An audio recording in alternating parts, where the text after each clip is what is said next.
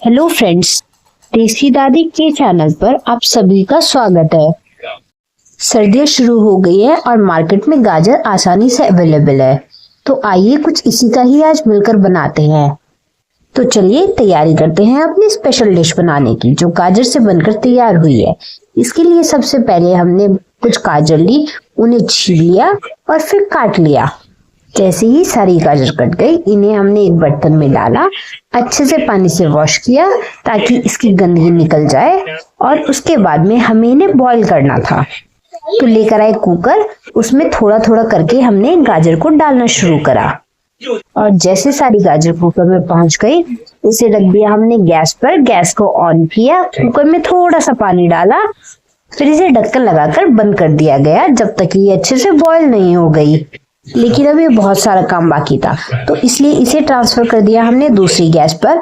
और इधर हमें निकालना था मावा, जिसके लिए हमने कढ़ाई को गैस पर रखा, उसमें डाला दूध और उसे चलाना शुरू करा। साथ ही थोड़ा सामान भी इकट्ठा कर लिया। तो सबसे पहले लिए हमने केसर के धागे, उसमें डाल दिया गर्म दूध और उसे अच्छे से मिक्स कर दिया ताकि केसर अपना कलर छोड़ दे, क्योंकि ये जाने वाला था इसी में। फिर हमने दूध के अंदर 1 कटोरी मिल्क पाउडर डाल दिया। हमने ऐसा इसलिए किया ताकि मावा जल्दी निकल जाए और दूध भी कम यूज हो। अगर आप चाहें तो मिल्क पाउडर का इस्तेमाल ना करें, जैसे नॉर्मली मावा निकालते हैं वैसे निकाल सकते हैं। साथ ही इसके हमने डाला गोली का बारूदा और चीनी।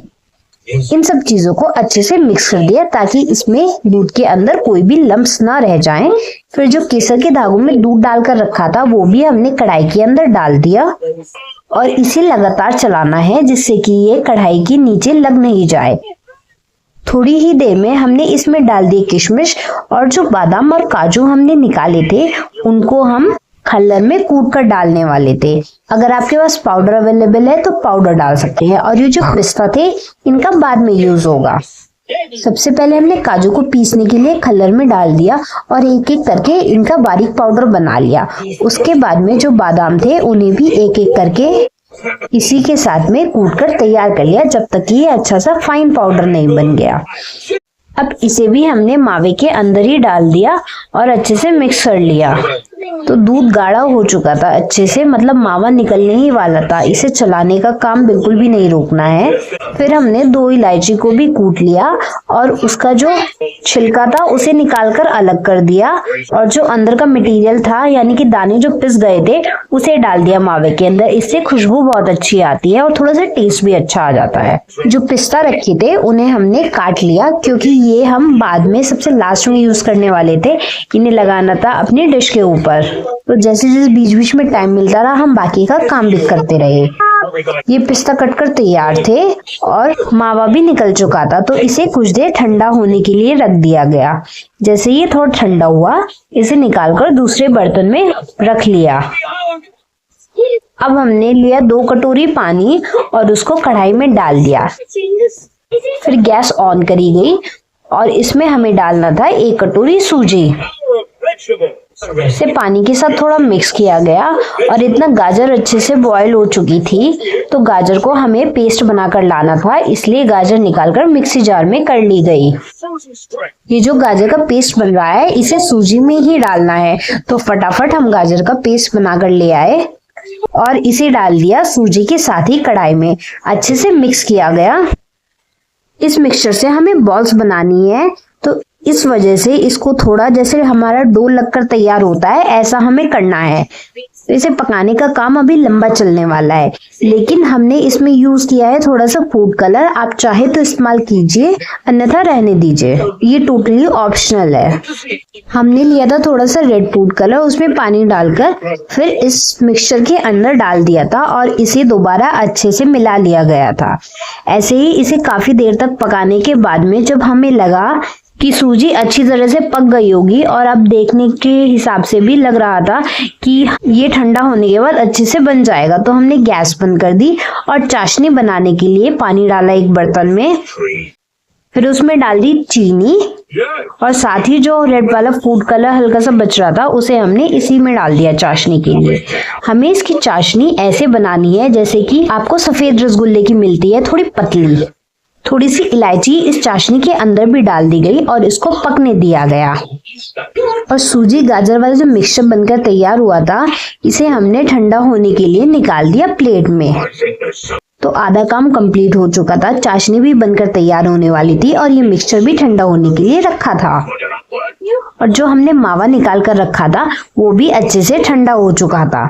कुछ देर में जब हमारा सूजी गाजर वाला मिक्सचर ठंडा हो गया है, हमने हाथों पे थोड़ा सा तेल लगाकर इसे एक बार चेक किया कि इसकी कंसिस्टेंसी सही है, जो कि एकदम परफेक्ट थी। फिर थोड़ा तेल हाथों पर लगाकर इसके बॉल्स बना लिए गए। कुछ बॉल्स हमने बनाए और उसके बाद में इनके अंदर हमें भरना था मावा। तो मावे के लिए भी पहले मावे की बॉल्स बना ले तो आसानी होती है इसको आगे का काम करने में। मावे की बॉल को सूजी के अंदर लगाया और इसे गोल आकार दिया गया हाथ से। ऐसे ही एक एक करके हमने सारे बॉल्स बनाकर रख लिए। अच्छा, अगर आप वीडियो देखते हुए इतने आगे तक पहुंच गए हैं तो अब ये भी बताइए कि आपको इस रेसिपी को देखने के बाद में क्या लग रहा है कि आप इसे बनाकर ट्राई करेंगे या नहीं, हमें कमेंट करके जरूर बताना। और इस रेसिपी का नाम क्या है ये भी जरूर बताना जिन्हें मालूम है। तो चलिए, बॉल्स तो बनकर तैयार हो चुके थे, अब इन्हें फ्राई करते हैं। जिसके लिए हमने सरसों के तेल को कढ़ाई में डाला और फिर इसे पकने के लिए कुछ देर गैस चलाकर छोड़ दिया गया। जब ये तेल अच्छे से पक गया, फिर इन बॉल्स को थोड़ा फ्लैट किया गया और पहुंचा दिया गया एक एक करके कढ़ाई में। ये थोड़े सॉफ्ट होते हैं, इसलिए हमने एक बार में 4-5 ही पीसेस डाले हैं, ताकि जब हम इन्हें पलटे तो हमें कोई भी परेशानी ना हो। जब थोड़ी देर में ये एक तरफ से सिक गए तो हमने एक चम्मच की मदद से इन्हें पलट दिया। ये काम बहुत ही सावधानी पूर्वक करना है क्योंकि ये एकदम सॉफ्ट से होते हैं, तो कहीं पलटते समय खराब ना हो जाएं। दूसरी तरफ से भी इन्हें ऐसे ही सिकने के लिए कुछ देर छोड़ दिया गया। और जब ये अच्छे से सिक गए, फिर हमने इनको निकाल लिया प्लेट में। लेकिन अभी बहुत सारे बॉल्स बाकी थे, तो सबको ऐसे ही फ्राई करना था। जैसे ही पहली बार के सारे बॉल्स निकलकर प्लेट में आए, हमने बाकी बॉल्स को थोड़ा थोड़ा फ्लैट किया और कढ़ाई में डाल दिया। इन्हें भी ऐसे ही सेकना है जैसे कि हमने फर्स्ट टाइम में सेका था। और जो एक्स्ट्रा तेल निकल कर आया था उसे टिश्यू पेपर से साफ कर दिया गया। तो सारे बॉल्स फ्राई तो हो चुके थे, अब बारी थी इन्हें चाशनी में डुबकी लगाने की। तो लेकर आए चाशनी और उसमें एक एक करके इनको डालना शुरू करा। जितने एक बार में आ सकते थे उतने हमने इसमें डाल दिए और चम्मच की हेल्प से थोड़ी चाशनी ऊपर भी डाल दी। अब यूज करने वाले थे उस पिस्ता को जो हमने पहले ही काट के रख लिया था। ये पिस्ता के पीसेस हमने इसके ऊपर से लगा दिए। थोड़ी देर के लिए इन्हें चाशनी में ऐसे डूबे रहने दिया। उसके बाद में कुछ पीसेस को निकाल लिया हमने प्लेट में।